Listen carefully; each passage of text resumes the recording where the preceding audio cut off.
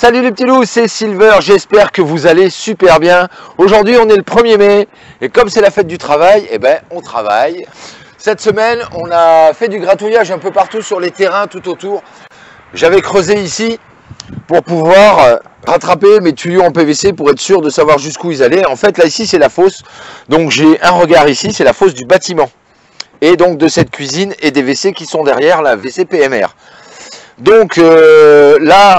Premier regard de fosse, le décanteur, et puis ensuite, là, ici, j'ai ce regard-là, et ce regard-là, en fait, c'est là où j'ai ma pompe de relevage, et après, ça envoie par là, et après, ça l'envoie sur un terrain, là-bas derrière, sur un épandage, parce que maintenant, c'est obligatoire, quand tu n'as pas de tout à l'égout, d'avoir au moins un épandage, ou alors une zone claire. Moi ce que j'appelle une zone claire, c'est un système phytosanitaire, c'est-à-dire 3 bassins qui permettent de décanter pipi popo, et puis après un deuxième bassin. Alors il faut mettre des plantes, des végétaux, certaines pierres volcaniques, etc. On en fera un, mais plus tard. Pour l'instant c'est pas la priorité, donc c'est pour ça que là je fais quelques modifications. Et donc là, il y avait un gros tas de terre que j'ai gratouillé. Et en fait, maintenant, cette terre, parce que là, je reboucherai plus tard. Donc cette terre, je veux l'étaler ici. Mais forcément, là, quand ça a été posé, là, on voit que c'est beaucoup plus haut que le niveau du sol normal. Donc j'aimerais retrouver ce niveau-là. Et en fait, ma plaque, pour boucher mon ouverture, là, voilà, j'ai un petit œilleton de visite. Et ma plaque, elle est comme ça. Donc ce que je vais faire, je vais découper mon regard à la hauteur que j'ai besoin, je reposerai ma plaque dessus et je viendrai mettre la terre à fleur. Allez, c'est parti.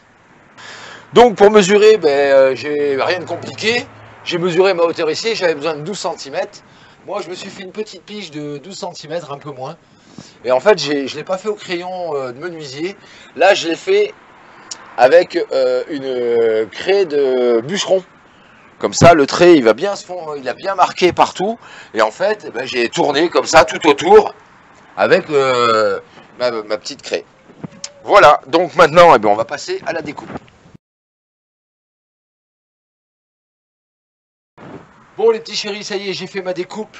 Nickel tout autour. Assure-toi de bien traverser toute l'épaisseur de ton béton.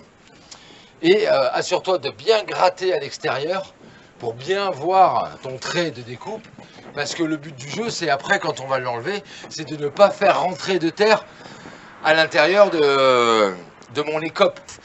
Là, maintenant, la mission, ça va être d'enlever le bout coupé et de ne pas le casser, parce que comme c'est un disque, si je le mets à la verticale, tu peux être sûr qu'avec son propre poids, il va s'effondrer et je vais risquer d'en mettre des bouts à l'intérieur. Donc là, je vais juste le faire glisser si j'y arrive. Voilà, tu vois. Je vais juste le faire glisser.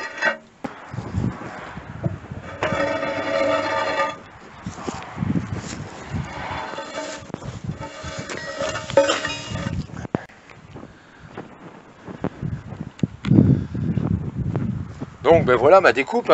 Donc tu vois, comme ça, la terre n'est pas rentrée dedans. Bon, allez, maintenant on pose la plaque. Alors on y fait un petit coup de nettoyage vite fait quand même. On peut profiter de temps en temps de nettoyer les regards. Là, comme ça, mon autre plaque, elle va bien rentrer à l'intérieur. Alors ma plaque là ici, si je peux la tenir à la verticale, c'est qu'elle est large là. Elle fait 20-25 cm. La découpe, elle est bonne.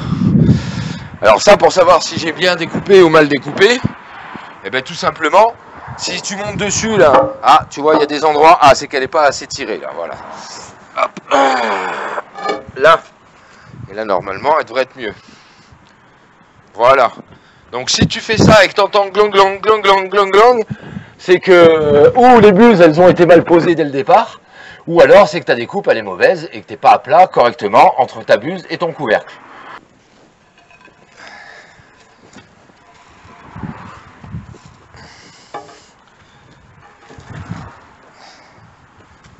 Alors les plaques d'égout, les plaques de regard et compagnie, maintenant elles sont toujours rondes.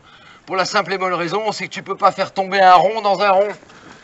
Pour preuve, là, elle reste bloquée Alors que les regards carrés, etc., dans la diagonale, ils tombent à l'intérieur. Un petit truc comme ça, vite fait au passage.